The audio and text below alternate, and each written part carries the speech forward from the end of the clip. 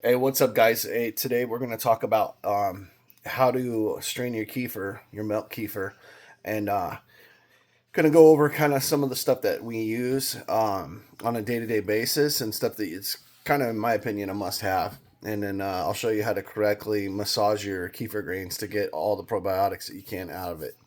Anyways, grab a pen and paper, pay attention, and we'll get it all squared away for you. So what I use every day is this 4 cup Pyrex measuring cup. I got a nylon strainer with the nylon mesh. Some people say you're not supposed to use metal with it because it hurts the grains, but I've used them both and I didn't see a difference. And then just a rubber spatula. You gotta need a fresh quart jar, your quart jar that you're using to make it, and then your fresh milk. We get goat milk, and I don't know if you see it, but you can see the milk fat that's stuck on top right there. That's a really, really good milk. And so we use goat milk. You can use other stuff too. You can use coconut milk, all types of stuff. But anyways, we use the goat. It's closer to the closest to being the best for humans of son. It's the closest thing to human breast milk that we're used to. So this sits on the countertop for 24 hours. And so what we're going to do is we're going to pull out our kefir now. And it's just the ring with the coffee filter, and that's it. And if you look inside, you'll see it looks like cottage cheese.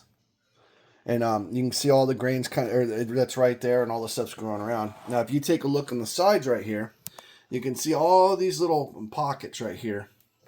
And so after 24 hours, you should see it like this. If you have the wheys and the curds that are separated, you'll see like a big thick line of whey. You don't want that. You have too many seeds. You want to thin them out. And so we're going to show you how many seeds we have for this quart. So what you're going to do is you're going to take your spatula, and if you look in here, like I said, it looks like cottage cheese. Here, get it closer. There you go. See how it looks like cottage cheese? All that creamy stuff that isn't the seeds is actually your probiotics and prebiotics. It's in there. So what you want to do is you want to give this a gentle stir. So what I do is I break this up on top, kind of push that down, and then I push it all the way in, and I get all the way to the bottom. And now all the way to the bottom is where you start lifting it, because you'll have grains down there as well. And this is where you're going to get your consistency for your kefir, which should be like a drinkable yogurt. So now you can see it sticking to the spatula here like that, and it's almost like a drinkable yogurt or a little bit thicker milk, and that's where you want it. Now what we're going to do is, after we've agitated everything out, we're going to go ahead and we're going to strain it. So after you've mixed it up really, really good, you don't have to kill it, and then I just pour about a quarter of the jar. And then what you want to do is you want to kind of push the spatula up against the grain, or up against the mesh, pushing the grains out of the way. And what happens is those grains will get to the bottom. You can see down there, you can see some of that. No, right here, honey. Oh, in the sorry. bottom, right in the middle. If you see some of that cloudy looking stuff that's going through the mesh, that's your probiotics. That's your kefir you want. So you kind of want to just agitate the grains up against the mesh, but without crushing them. So this is what it should look like when you're done. See, I'm kind of pushing that stuff through the mesh, and then there you got that. And now it's just grains. Just grains, yep. And people act like they're eggs. They're not. They're pretty hardy, but and I just keep pushing it through. And what I'll do is I'll go ahead and I'll work this whole thing through there, and then you guys will see exactly what size, how much grains that we have for that quart mason jar. So down in here, you see that the jar has lots of grains and stuff that are floating in there. And so what I do is I'll just take the spatula and I'll get it all kind of cleaned out.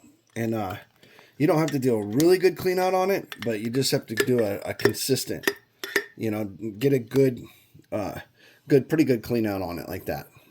And then basically you're going to finish pushing this through. And as you can see, the grains, there's probably, if I had to guess, there's probably 2/3 of a cup, maybe a half a cup of grains. Let's see.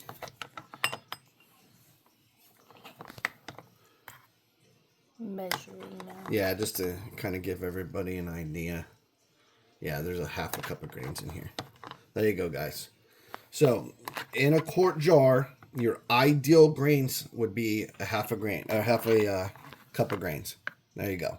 So that's a half a cup, and so that's about what you want for your quart jars. If you're gonna do bigger batches, in let's say bigger jars, let's say you're gonna do a big half-gallon jar, 2 quarts, then you're gonna need double the size of these grains. So, hope that helps on that. Now, what you're gonna do is we're going to reuse. Take this. I'll put this in the green ones. I like fermenting on the green and putting the other ones in there. So now just take your grains and put them right back into a clean jar.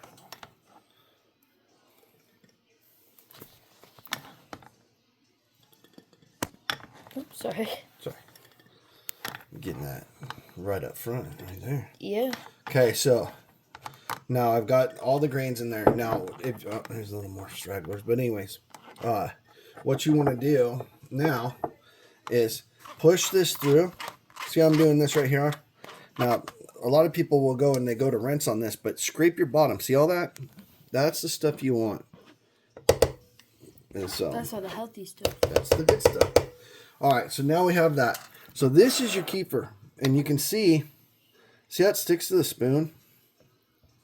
That's the consistency you want. So now what we're gonna do, so take our, just clean off your, clean off your rhythm, and then what you're gonna do is just shake up your goat milk. Or cow milk, or whatever you're using. Yeah, but I mean, I'm talking about goat milk because it's got the lipids and the fats that are on top. Yeah. And then you're just going to fill this up all the way to the rim and leave about an inch headspace, like that. Now that's ready to ferment. In 24 hours, we're going to have another quart of Milk Kefir. Yeah, and then don't you do the same thing that you did with that? No, this one here, we're going to put, this is going to be going into bottling now. No, I mean like with the grains that we had in here, after 24 hours, don't we just strain it again? What do you mean? Like, you know how we strain. We don't double strain this. Yeah, no, you don't want to strain this. No, but after 24 hours, do we strain this one? Yeah. Okay. Yeah, the one that's up on the shelf. Yeah. So now what you're going to do is turn around and take all your Milk Kefir, and you can see how thick it is. See how it's sticking to the glass? Very thick. Yep. And so what you do is just take your spatula and scrape your bottom. And this is all your probiotics and prebiotics. So you don't want to try to salvage as much as you can out of it. And that's it. Now this one here, I tell everybody first in, first out. So whenever you guys are done, you're going to turn around and you're going to put this towards the back. And you can see it'll thicken a little bit more once it gets cold. But being in the refrigerator, it's going to stop the fermentation process. And so that's what we do. So I put this one towards the back. Now, so this is my vanilla. And then I actually do a vanilla and a sugar one. So I'm going to take this one out and I'm going to make a vanilla sugar and kind of give you an idea how to do this on the recipe for vanilla sugar. It's just a little bit sweeter. Takes the tartness away. So for my taste, we get this Molina Mexican blend. This is a Mexican blend vanilla. It's better than the vanilla imitation stuff. And then regular cane sugar. You can use sugar in the raw. You could also use coconut palm sugar. But you're going to do for a quart, you're going to do about 3 tablespoons of vanilla. And you're going to do, these are half teaspoons, but we're going to do 8 of the half teaspoons or 4 tablespoons. Or I'm sorry, tablespoons. Yeah. Sorry. So anyways, I have a pretty good gauge on it because I do this every single day or every other day. So, but I'm going to measure out. I'm going to do 8 of these. That'll be 4 tablespoons.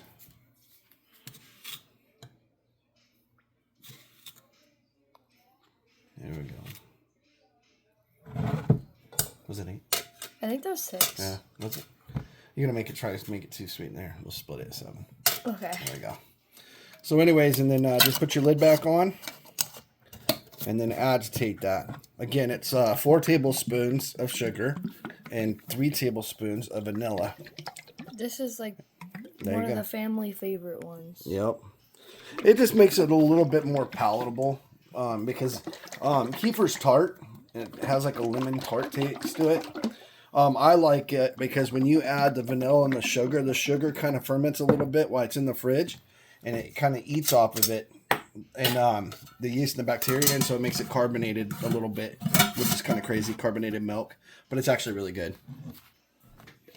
And oh, this just got all over me. Did you get that? I don't know, but it got all over me. Yeah, so it's pressurized because the sugar, and the yeast eats that sugar.